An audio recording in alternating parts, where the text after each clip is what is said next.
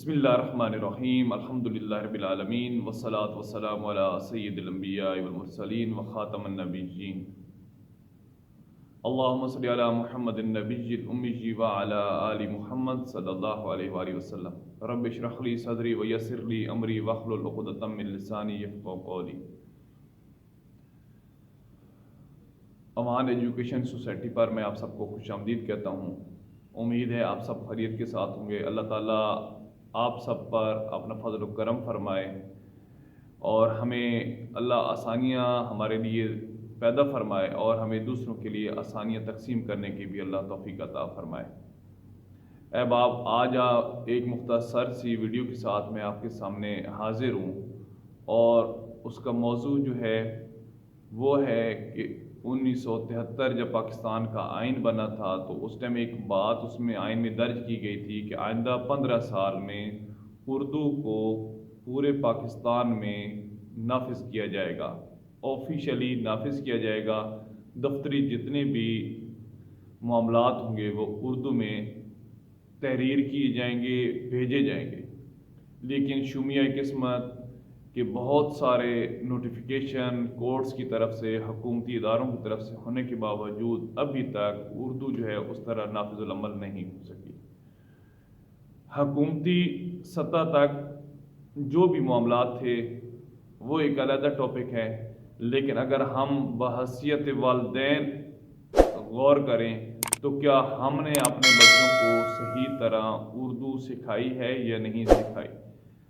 تو اس کی چند مثالیں میں آپ کو دے دوں کہ جو ہائر ایجوکیشن میں اسٹوڈنٹس ہوتے ہیں وہ ایف ایس سی کر کے جب یونیورسٹی لیول پر آتے ہیں تو یقین مانیں کہ موجودہ وقت میں ان کو اردو کے اندر اپلیکیشن جو ہوتی ہیں، درخواستیں جو ہوتی ہیں وہ لکھنا نہیں آتی۔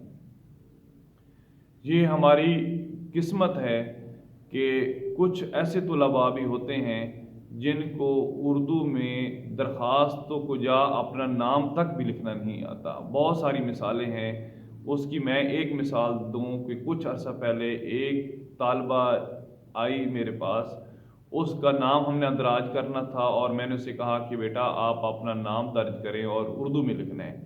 تو یقین کریں کہ وہ پی ایچ ڈی کی طالبہ تھی اور اسے اردو میں اپنا نام لکھنا نہیں آ رہا تھا۔ اس نے مجھ سے پوچھا کہ میرا نام کیسے لکھا جاتا ہے، تو میں نے پھر اسے بتایا کہ اردو میں آپ کا نام یہ ہے۔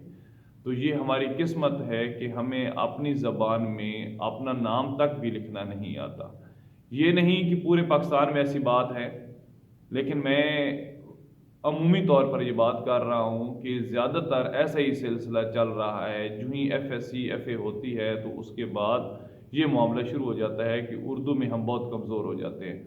اس کا بہت زیادہ جو تعلق ہے وہ ہماری نظام تعلیم سے ہے کہ جب ہم چھوٹے تھے تو تختیاں لکھا کرتے تھے، سلیٹیں لکھا کرتے تھے، کچی پینسل کا استعمال ہوتا تھا، سلیٹ کا استعمال ہوتا تھا، قلم کا استعمال ہوتا تھا۔ تو اردو میں ہمیں املا کی ایک مشق کرائی جاتی تھی جو کہ اب کسی بھی سکول میں نہیں ہوتی۔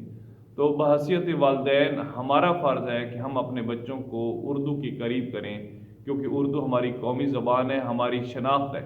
جتنی بھی قوموں نے ترقی کی ہے موجودہ وقت میں آپ دیکھ لیں، انہوں نے اپنی قومی زبانوں میں ترقی کی ہے۔ آپ چائنا کو لے لیں، آپ عرب ممالک کو دیکھ لیں، آپ یورپی ممالک کو دیکھ لیں، روس کو لے لیں، جاپان کو لے لیں، جس ملک کو آپ دیکھ لیں انہوں نے اپنی زبانوں میں ترقی کی ہے۔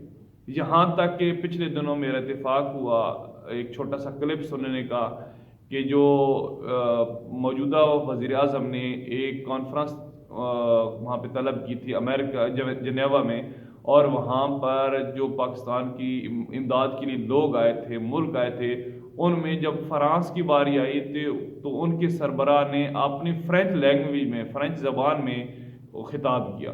تو یہ دیکھیں کہ کتنا بڑا ہے کہ ہم کبھی بھی کہیں پر بھی جاتے ہیں تو دوسروں کو انڈر پریشر کرنے کے لیے انگریزی بول دیتے ہیں کہ شاید اگلا بندہ دب جائے کہ اس کو تو بڑی انگریزی آتی ہے۔ تو آج کی اس ویڈیو کے ذریعے پیغام جو ہے وہ یہی ہے کہ ہم زیادہ سے زیادہ دوسروں تک پیغام پہنچائیں، اپنے بچوں کو اس قابل بنائیں کہ وہ اردو جو ہے وہ صحیح روانی کے ساتھ بول سکیں۔ اللہ تعالی ہم سب کا حامی و ناصر ہو۔ جزاکم اللہ خیرہ۔